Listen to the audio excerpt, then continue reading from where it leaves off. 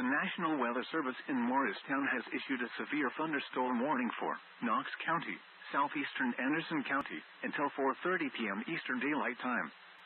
At 3:49 p.m. Eastern Daylight Time, a severe thunderstorm was located near Clinton, moving east at 25 miles per hour. Hazard, 60 miles per hour wind gusts and penny-size hail. Source, radar indicated.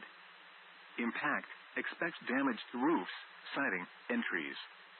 Locations impacted include Knoxville, Oak Ridge, Clinton, Plainview, Halls, Blaine, Karns, Kimberlin Heights, House Mountain State Park, and Maloneyville.